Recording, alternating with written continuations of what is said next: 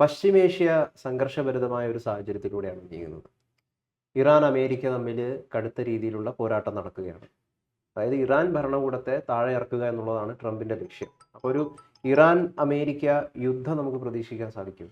അതായത് ഇപ്പോൾ പശ്ചിമേഷ്യയിൽ നിന്നും പുറത്തു വരുന്ന റിപ്പോർട്ടുകൾ ആശങ്കാജനകമായ റിപ്പോർട്ടുകളാണ് പശ്ചിമേഷ്യയിൽ നിന്നും പുറത്തു വരുന്നത്.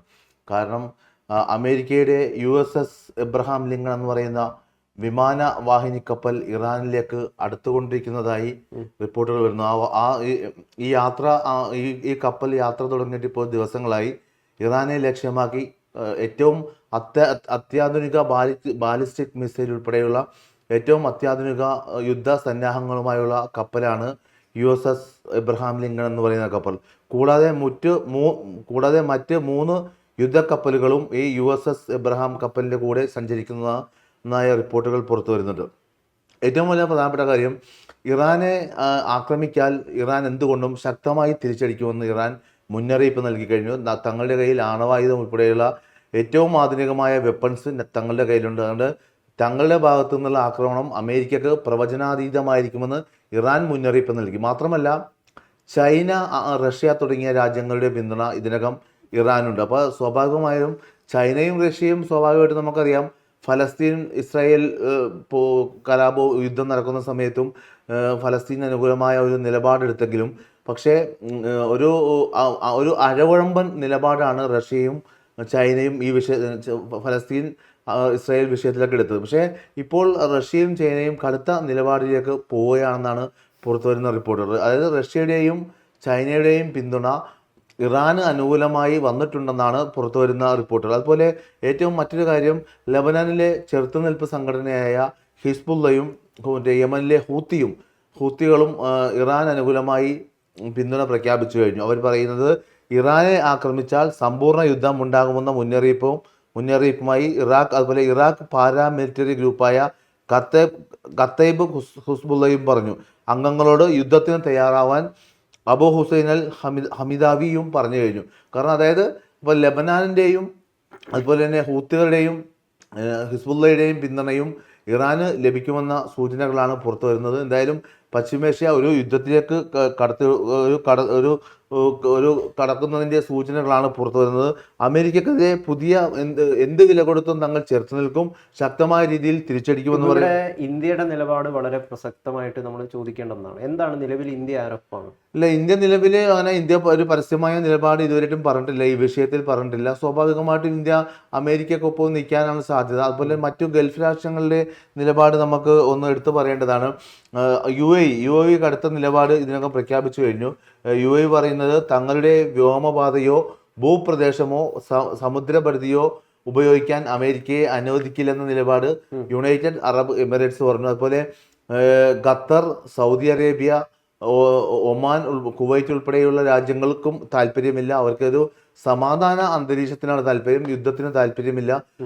അതുകൊണ്ട് തന്നെ എന്തായാലും പശ്ചിമേഷ്യയിൽ ഒരു യുദ്ധസമാനമായ സാഹചര്യങ്ങൾ കഴിഞ്ഞ ഏതാനും മാസങ്ങൾക്ക് മുമ്പും ഇറാനെതിരെ അമേരിക്ക ആക്രമണം നടത്തിയെങ്കിലും അത് വലിയൊരു യുദ്ധത്തിലേക്ക് പൊട്ടിപ്പുറപ്പെട്ടു പോയില്ല. മാത്രമല്ല, ഖത്തറിലെ അമേരിക്കയുടെ സൈനിക താവളത്തിന് നേരെ ഇറാൻ അടിച്ചു. ഇറാൻ വ്യോമാക്രമണം നടത്തുന്ന സ്ഥിതി ഉണ്ടായി.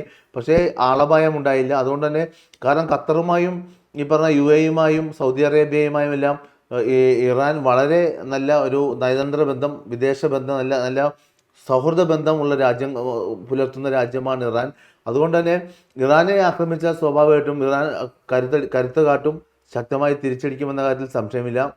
കാരണം മറ്റ് ഫലസ്തീനെ പോലെയോ അങ്ങനെ മറ്റു രാജ്യങ്ങളെ പോലെയല്ല, ഇറാൻ്റെ കയ്യിൽ നല്ല പ്രഹരശേഷിയുള്ള ആയുധങ്ങളുണ്ട്. പക്ഷേ വേറൊരു കാര്യമുണ്ട്, ആത്യന്തികമായ ഒരു യുദ്ധം നീണ്ടുപോവുകയാണെങ്കിൽ ഇത് ഡാമേജ് ഉണ്ടാക്കുക ഇറാൻ തന്നെയായിരിക്കും. കാരണം ഇറാന് ശക്തമായ അമേരിക്കയുമായി താരതമ്യം ചെയ്യുമ്പോൾ അത്ര വലിയൊരു സായുധ ബലമുള്ള രാജ്യമല്ല ഇറാൻ.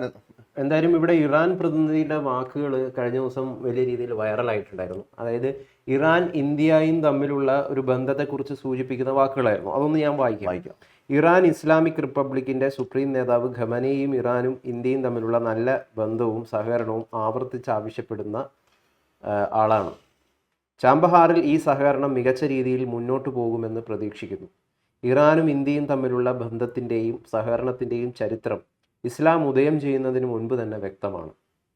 അതായത് ഏകദേശം 3000 വർഷങ്ങൾക്ക് മുമ്പ് ആരംഭിച്ചതാണ് ഈ സൗഹൃദം. അന്ന് തന്നെ ഇന്ത്യയിലെ തത്വചിന്താ ഗ്രന്ഥങ്ങൾ ഞങ്ങൾ ഉപയോഗിച്ചിരുന്നു. ഞങ്ങളുടെ സർവകലാശാലകളിലും ഇന്ത്യയിലെ തത്വചിന്താ പുസ്തകങ്ങൾ പഠിച്ചിരുന്നു. ഗണിതം, ജ്യോതിശാസ്ത്രം, വൈദ്യശാസ്ത്രം തുടങ്ങിയ മേഖലകളിലും ഇന്ത്യയുടെ സംസ്കാരത്തെയും അറിവിനെയും ഞങ്ങൾ ആശ്രയിച്ചിരുന്നു. ഇങ്ങനെയാണ് ഇറാൻ പ്രതിനിധിയുടെ വാക്കുകൾ ബന്ധപ്പെട്ടിരിക്കുന്നത്. അതിനോട് കൂട്ടിച്ചേർക്കാൻ ഒന്ന് രണ്ട് കാര്യങ്ങൾ പറയാം. ഇപ്പോൾ ഗൗതം പറഞ്ഞത് ശരിയാണ്, പൂർണ്ണമായും ശരിയാണ്. നിലവിലെ സാഹചര്യത്തെ ഹൈബ്രിഡ് യുദ്ധം എന്നാണ് ഇറാൻ വിദേശകാര്യ മന്ത്രാലയത്തിന്റെ വക്താവ് ഇസ്മായിൽ ബഗായി വിശേഷിപ്പിച്ചത്. അതായത് ഹൈബ്രിഡ് യുദ്ധം എന്നാണ്. അതായത് ഹൈബ്രിഡ് യുദ്ധം എന്ന് പറഞ്ഞാൽ നമുക്ക് മനസ്സിലാക്കാമല്ലോ എന്താണ് അതിന്റെ ഒരു വ്യാപ്തിയും ആഴവും എന്നറിയാമല്ലോ. അതുകൊണ്ട് തന്നെ പിന്നെ അതായത് ഇറാഖിന്റെ പാരാമിലിറ്ററി ഗ്രൂപ്പായ കത്തൈബ് ഹിസ്ബുള്ളയും പറഞ്ഞിരിക്കുന്നത് തങ്ങളുടെ അംഗങ്ങളോട് യുദ്ധത്തിന് തയ്യാറാവാൻ, അതായത് അമേരിക്കക്കെതിരെ യുദ്ധത്തിന് തയ്യാറാകാൻ സജ്ജമായിരിക്കുക. ഏത് സമയം നമ്മൾ ഒരു അമേരിക്കക്കെതിരെ ആക്രമണം നടത്താൻ സർവ്വസന്നമായിരിക്കുക സജ്ജമായിരിക്കുക എന്ന മുന്നറിയിപ്പ് നൽകി കഴിഞ്ഞു. എന്തായാലും പശ്ചിമേഷ്യ യുദ്ധത്തിലേക്ക് ഒരു രക്തപങ്കിലമായ ഒരു കലുഷിതമായ ഒരു അവസ്ഥയിലേക്ക് പോകുന്നതിൻ്റെ സൂചനകളാണ് നൽകുന്നത്. മാത്രമല്ല നമുക്കറിയാം, ഈ ഫലസ്തീൻ ഇസ്രായേലും തമ്മിലുള്ള യുദ്ധം തുടങ്ങിയിട്ട് ഏകദേശം 1 വർഷത്തിലധികം പിന്നിട്ടു. ഇപ്പോഴും ഫലസ്തീൻ്റെ അതിർത്തിയായ റഫ അതിർത്തി ഇസ്രായേൽ തുറന്നു കൊടുത്തിട്ടില്ല. ഭക്ഷണവും മരുന്നും മറ്റ് അവശ്യ വസ്തുക്കളും കെട്ടിക്കിടക്കുകയാണ്. ഇപ്പോഴും 10,000-കണക്കിന് ആളുകളാണ് ഫലസ്തീനിൽ മരിച്ചു വീണത്. നിരവധി പേർക്ക് പരിക്കേറ്റു, നിരവധി മാധ്യമപ്രവർത്തകർക്ക് പരിക്കേറ്റു, നിരവധി സൈനികർ മരിച്ചു. അവരുടെ കെട്ടിടങ്ങൾ, സ്കൂള്, ആശുപത്രിയൊക്കെ തകർത്തു.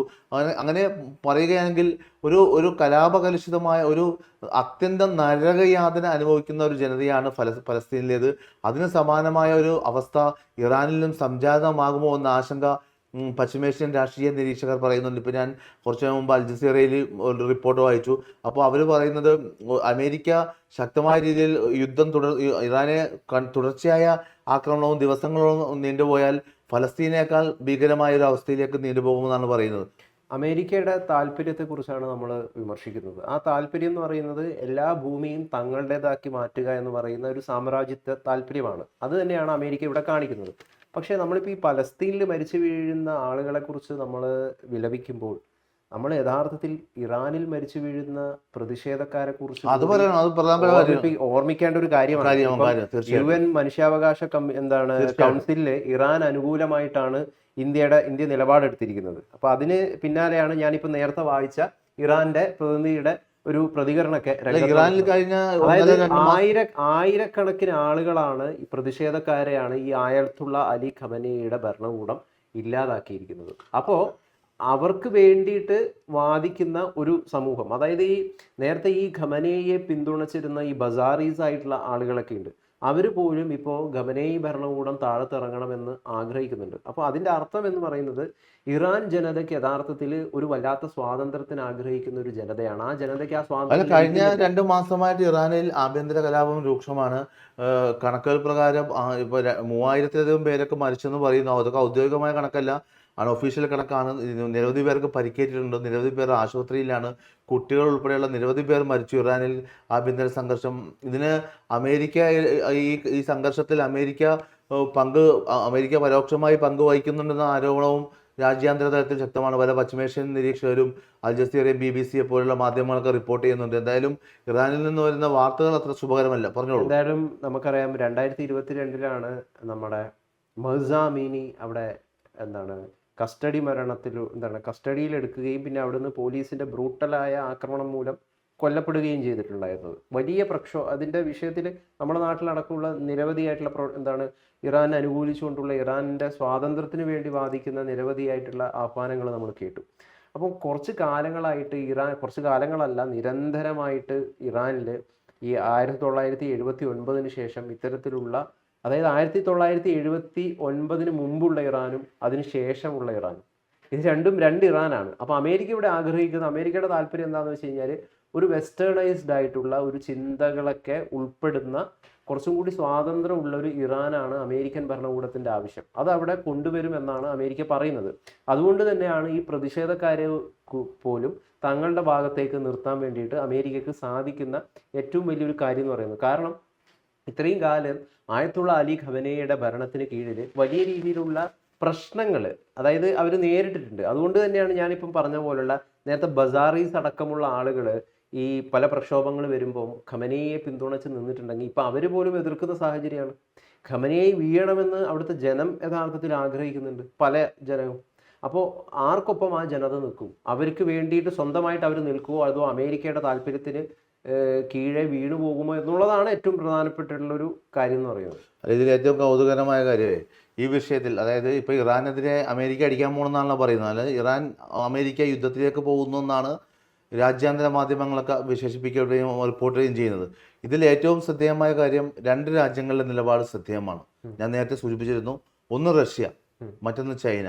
ചൈനയും റഷ്യയും അമേരിക്കക്കെതിരെ ഇപ്പോൾ നിലപാടെടുത്തു കഴിഞ്ഞു. അതായത് പരസ്യമായിട്ട് ഇറാൻ അനുകൂലമായ ഒരു നിലപാടാണ് ഈ രണ്ട് രാജ്യങ്ങളും എടുത്തത്. പക്ഷേ അത് ഇനിയിപ്പോൾ യുദ്ധം ആരംഭിച്ചാൽ അവർ ഭാവിയിൽ എങ്ങനെ ഏത് ഒരു അഴകുഴമ്പൻ രീതിയിലേക്ക് പോകുമോ എന്നൊരു ആശങ്കയും രാജ്യാന്തര വിദഗ്ധരൊക്കെ പങ്കുവെക്കുന്നുണ്ട്. എന്തായാലും ഒരു കാര്യങ്ങൾ അത്ര സുഖകരമായ രീതിയിലല്ല പോകുന്നത്. ഞാൻ പറഞ്ഞ പോലത്തെ USS വാഹിനി യുദ്ധവിമാന വാഹിനി കപ്പൽ ഇപ്പോൾ ഇറാൻ തീരത്തേക്ക് അടുക്കുന്നു. മാത്രമല്ല 3 യുദ്ധക്കപ്പലുകളും ഇറാൻ തീരത്തേക്ക് പോയിക്കൊണ്ടിരിക്കുന്നു.